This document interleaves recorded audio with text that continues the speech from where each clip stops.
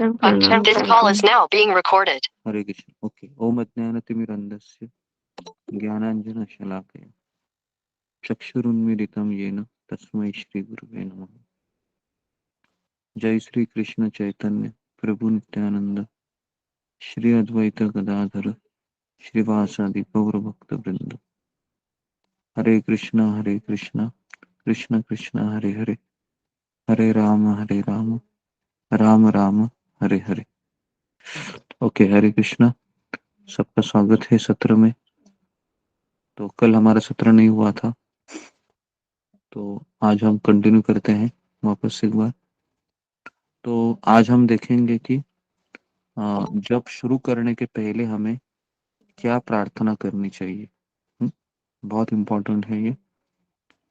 तो जैसे हम हरे कृष्ण मंत्र का जब शुरू करते हैं तो उसके पहले हमें प्रार्थना बोलनी होती.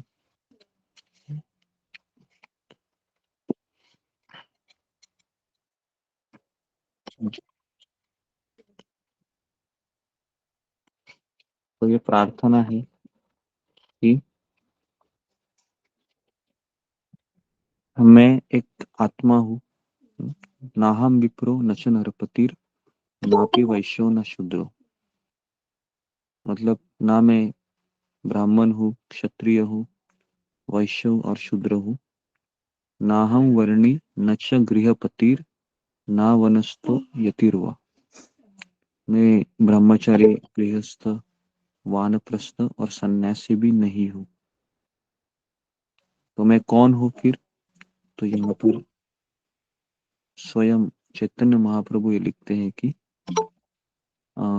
किंतु प्रोज्ञम निखिल परमानंद पूर्णामृताब्धेर. कि मैं कौन हूँ? मैं हूँ जो गोपी के पालनहर्ता है, श्री कृष्ण.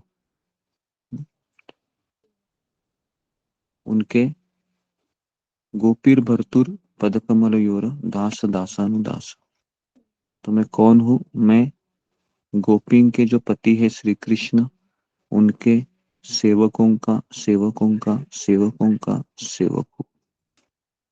तो ये प्रार्थना हमेशा करनी चाहिए, क्योंकि जब तक ये हम प्रार्थना नहीं करेंगे कृष्ण को पता नहीं चलेगा इसने जपमाला तो उठाई है, लेकिन इसकी भावना क्या है, ये क्या बनने के लिए आया है यहाँ पर सुबह 4 बजे उठकर. ओके. तो ये चीज होना बहुत जरूरी है कि मैं यहाँ पर बैठा हूँ सुबह 4 बजे हरे कृष्ण मंत्र जप करने के लिए, लेकिन हे कृष्ण, मैं आपका सेवक नहीं हूँ. मैं कौन हूँ? मैं आपके सेवकों का सेवकों का सेवकों का सेवक हूँ. ठीक है. तो ये बात ये पता होना बहुत जरूरी है कि मैं भिखारी हूँ, है ना.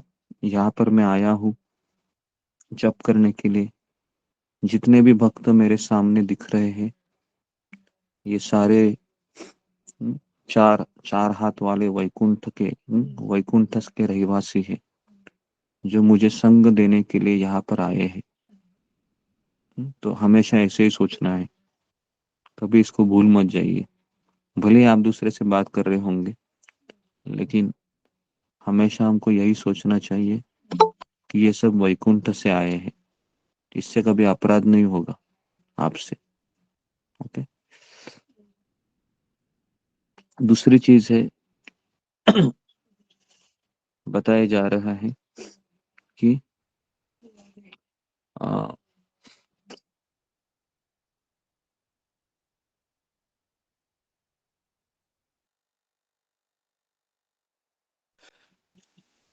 आई एम दूसरा है कि मैं भगवान आपका सेवक हूँ, लेकिन करोड़ों करोड़ों जन्म से मेरे दुर्भाग्य के कारण मैं आपको मैंने छोड़ दिया है, आपको मैं भूल गई हूँ या मैं आपको भूल गया हूँ. और मैंने खुद को ही क्या समझा है कि मैं शरीर हूँ, और मैं इस अज्ञान से जी रहा हूँ करोड़ों जन्म से.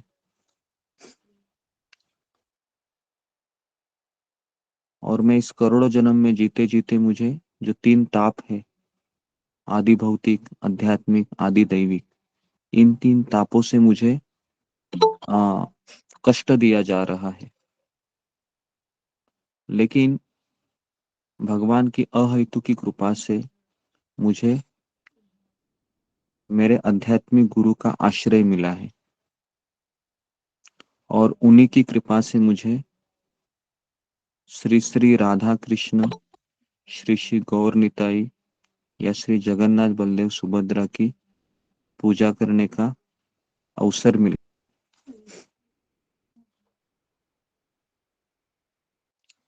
तो ये भी आपको बताना है, ठीक है ना?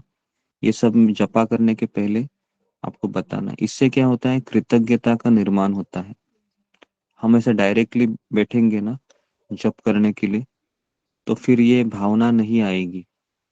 और हम सबको पता है कि भावना नहीं है मेरे जपा में, तो कृष्ण उसको स्वीकार नहीं करेंगे, कृष्ण चले जाएंगे। जब भी जप करने के लिए हम बैठते हैं, तो कभी ये मत सोचिए कि मुझे मेरे 16 माला खत्म करनी है अभी। हम यहाँ पर कोई खत्म करने के लिए नहीं आए 16 माला। हम यहाँ पर भगवान से निवेदन करने के लिए आते हैं सुबह 4 बजे कि हे कृष्ण, आप मेरे हैं, मैं आपका हूँ। बराबर है? हे नंद किशोर, मैंने अपना मन, मैंने अपना शरीर तथा घर में जो कुछ भी है, सब आपके चरण कमलों में अर्पित कर दिया है।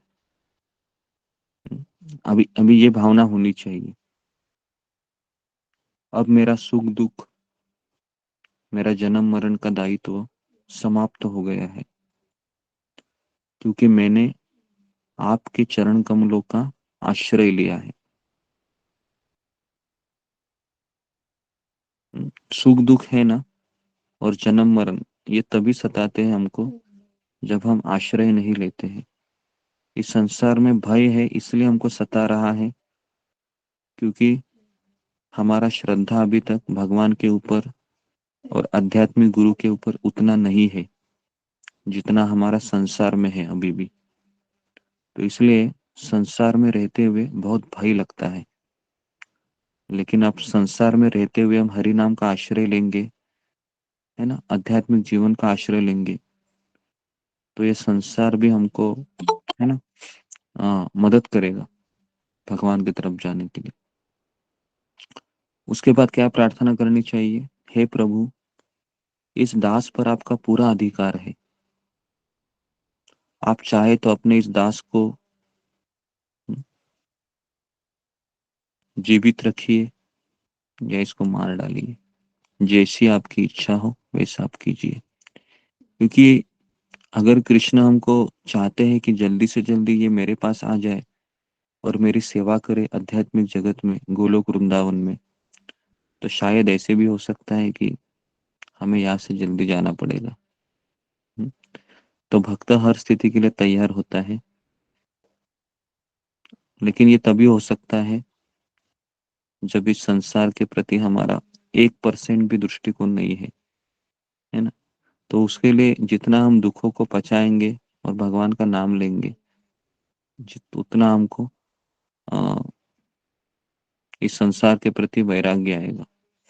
तो इसके लिए हमको ये सब चीजें हैं अपने अंदर ही हमको आ, क्या बोलते हैं, जांच पड़ताल करनी चाहिए कि मेरा अभी तक कितना इस संसार के प्रति आकर्षण है। उसके बाद कहते हैं कि यदि मेरा जन्म, अगर आपको वापस मुझे देना है इस संसार में, तो मुझे कहाँ देना है? कौन बताएगा? कहाँ हमको लेना है? किसी भक्तों के घर में भक्तों भक्त के कर कर वैष्णव परिवार वैष्णव में। परिवार में। जी जी, किसी वैष्णव परिवार में एक कीटक का या किसी किसी भी पशु का जन्म मिलेगा तो भी चलेगा। वहां पर मैं पड़ा रहूंगा, आपकी कथा सुनूंगा, आपके भक्त का उच्छिष्ट खाऊंगा, और बस वहीं पर मैं रह लूंगा। लेकिन मुझे इसके अलावा और मुझे कोई आप जन्म मत दीजिए। ना मुझे स्वर्ग में इंद्र का जन्म चाहिए, ना मुझे ब्रह्मा जी का जन्म चाहिए।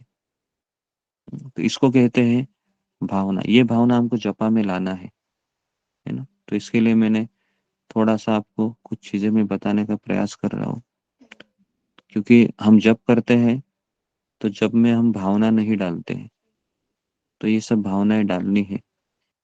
हे कृष्ण, मैंने आपका आश्रय लिया है ना। तो मुझे हमेशा आपके चरण कमलों में मुझे आप स्थान दीजिए। उसका अर्थ क्या है? मुझे सेवा दीजिए। ऐसा नहीं कि भगवान के चरण कमलों में मैं फेमिकोल की तरह चिपकते बैठूं। समझ में आ रहा है? ये भी नहीं है। चरण कमलों की आश्रय लेने का अर्थ क्या है? सेवा करना। समझ में आ रहा है? नहीं तो सबको ऐसा ही लगता है चरण कमलों का मतलब क्या है, भगवान के चरणों में लगे रहना। ऐसा नहीं है, क्योंकि चरण कमल का अर्थ है सेवा। अगर हम सेवा ही नहीं करेंगे तो कृष्ण का हम आश्रय ही नहीं लिए हैं। क्योंकि हरि नाम का अर्थ क्या है?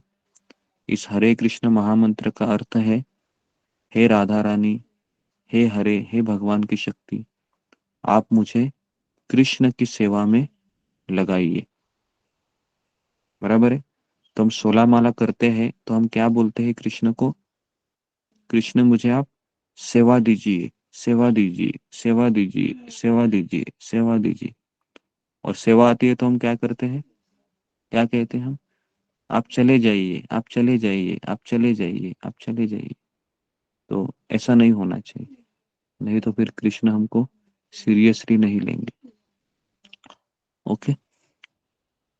तो इसके लिए हम जब भी जब करते हैं तो हमें इन चीजों का ध्यान रखना चाहिए। ओके।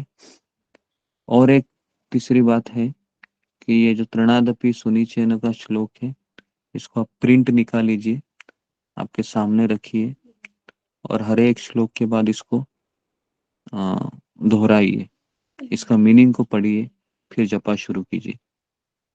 तो ये हमारे गुरुदेव कहते हैं, राधानाथ स्वामी महाराज, कि श्लोक को एक भक्त ने, जिस तरह से हम कंठी माला पहनते हैं गले में, उसी तरह से इस श्लोक को हमको कंठी माले की तरह पहनना चाहिए।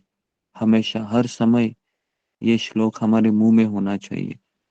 तृणादपि सुनीचेन तरोरपि सहिष्णुना अमानीन मानदेन कीर्तनीय सदा हरि। मुझे विनम्र रहना है, पेड़ के जैसा सहनशील होना है, दूसरों को आदर देना है, खुद आदर की अपेक्षा नहीं करना है। तो वही व्यक्ति हरि नाम ले सकता है। बराबर है? जब तक अहंकार नहीं जाएगा तब तक हरि नाम का टेस्ट नहीं मिलेगा। तो इसके लिए ये सारी चीजें हमको समझना बहुत जरूरी है। और हमारा जपा भी कभी शुरू होता है? हमारा जप पिछले रात को ही शुरू होता है। हम जब सोते हैं, कितने लोग सोने के पहले, है ना, अपना तकिया के पास कृष्ण का एक फोटो रखते हैं और उनको प्रार्थना करते हैं, प्रणाम करते हैं, और उनको कहते हैं कि कृष्ण में कल मुझे उठना है, पता नहीं मैं उठूंगा या नहीं उठूंगा, लेकिन प्लीज प्लीज प्लीज मुझे आप उठा दीजिए, जगा दीजिए, ताकि मैं आपका नाम सुबह उठ के ले सकूं। है ना। तो बहुत सारे लोग अगर नहीं कर रहे हैं तो मेरा आपसे निवेदन है कि सभी लोग ये कर कीजिए। इससे आपको बहुत फायदा होगा। कोई भी गुरु जी चीज। करते हैं प्रभु पाद जी का। जी जी जी। तो ये सब कर, करना बहुत जरूरी है। ठीक है ना। तो सोने के पहले और उठने के बाद भी भगवान को 1 मिनट के लिए आंखें बंद कीजिए। कृष्ण, आज आपने मुझे वापस एक नया दिन दिया है, मैं वापस आपका नाम लूंगा, वापस आपके नाम लूंगी। क्योंकि हमें इतना पता होना चाहिए, हमारे रिश्ते परिवार वाले जितने भी लोग हैं जिनके साथ हम रह रहे हैं, सभी लोग स्मशान तक ही आने वाले हैं हमारे साथ। उसके बाद नहीं आएंगे ये। आपने देखा भी होगा, चाहे कितना भी आप उनसे लगाव रखें, केवल भगवान ही हमेशा हमारे साथ रहते थे, रहते हैं और हमेशा रहेंगे। तो इसलिए हमारा सबसे बड़ा जो वेल विशर है या हित चिंतक वो भगवान है और भक्त है और गुरु है। तो इसलिए हमें हमेशा इनके ऊपर ही निर्भर रहना सीखना चाहिए। ठीक है, तो मैं यहाँ पर रुकता हूँ। हरे कृष्णा कृष्णा कृष्णा हरे हरे, हरे राम राम राम हरे हरे। हरे कृष्ण हरे कृष्ण गुरु जी पाठशाला प्रणाम। हरे